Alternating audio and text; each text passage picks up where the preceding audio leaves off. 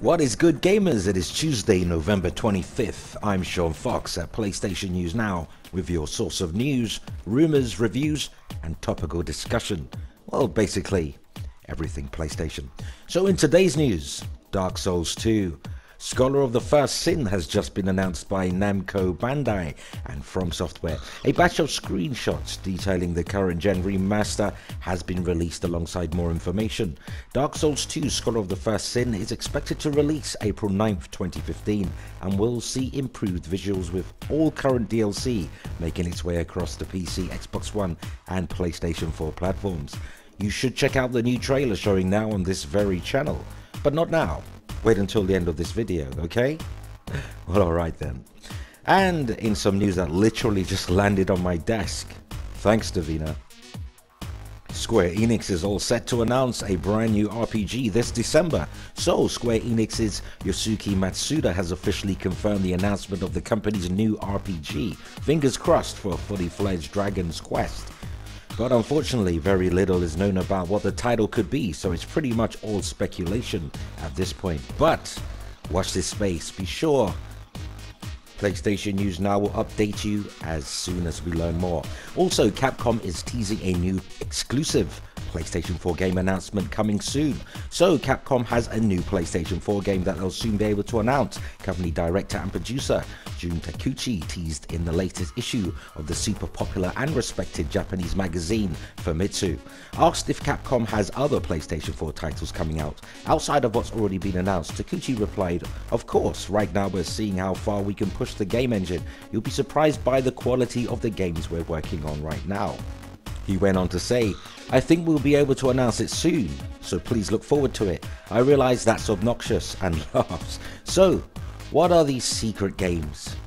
Well, we've got a very good idea, but I'm not prepared to call it right now, so stay tuned to PlayStation News Now for more on this story. And in industry news, Sony has high hopes that PlayStation 4 will have a longer life cycle than PlayStation 3, but is unsure if it'll beat PlayStation 2.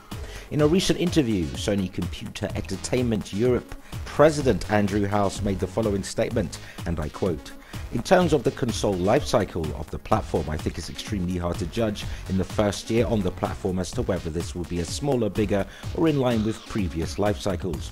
What I can say is that all of the early indicators have been extremely good. I'm sure you've seen for yourself that sales of PlayStation 4 in its first year on the market are significantly outpacing those of PlayStation 2. He went on to say, "That being said, again in the spirit of taking a conservative and reasonable view of our business outlook, we are very conscious of the fact that in contrast to, say, the PlayStation 2 lifecycle, consumers are now faced with a panoply of different choices and devices on which they can play games. We have to feel that with all the impact of the lifecycle overall. Again, not giving hard numbers, but the best guidance that I can offer based on the landscape that we see right now is that we have high hopes that the PlayStation 4 will exceed the overall lifecycle of PlayStation 3. It remains a significant question mark as to whether this will approach or exceed that of PlayStation 2. Unquote. So, what do you gamers feel about that? Does the PlayStation 4 have the legs to last longer than the unusually long life cycles of both PlayStation 3 and PlayStation 2? Or do you want the life cycle of, say, 4 to 5 years so that you can move on to the next level of video gaming? What about late adopters, the gamer who waits patiently until 2, maybe 3 years after launch so that they can enjoy a more refined experience? Is it fair that a new PlayStation could potentially launch a year or two following that purchase? Be part of the discussion. Leave a comment regarding this topic. A special mention will go out in future videos to those who are active in PlayStation News Now's comment section, and also shoutouts will occur twice per week as the one video just isn't enough. Plus, I don't want to keep you guys and girls waiting, so again, leave a comment regarding how soon you expect a new gen of a console to release, or how long is it reasonably fair to keep the current gen going. With that being said, the PlayStation Plus lineup running from December through to January 2015 is pretty awesome, and at last it seems a fully fledged AAA title is up for grabs. Not that indie games aren't good enough, but I'm sure we all want what made the PlayStation 3 PlayStation Plus lineup so good. So what do we get? Well, in December, PlayStation Plus subscribers will receive Injustice, Gods Among Us, and the super cool secret ponchos. But that's not all, because to kick off the new year with a bang, PlayStation Plus January 2015 will see Sucker Punch open world action game Infamous First Light, and the pretty awesome puzzle platformer The Swapper. Not bad, huh? Now before we go, Sony PlayStation has some super massive plans for 2015. The company has intimated the desire to improve both PlayStation Now and the temperamental PlayStation Network throughout next year, with improvements to the user experience. Stuff like the user interface, features and functionality should see big improvements, and Sony wants to offer more value to their customers and obviously increase revenue at the same time.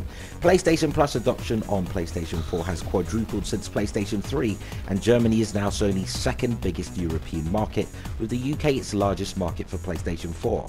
France, Spain and Italy are also doing great numbers for PlayStation, so you can be sure you've bet on the right system. Now, the US is also a key market for PlayStation 4, as can be seen by the huge sales numbers. The PlayStation 4 is the worldwide console leader in all markets at this current time, and that's absolutely freaking fabulous, and that's why we all love PlayStation and gaming in general. Which unfortunately brings us to the end of today's news.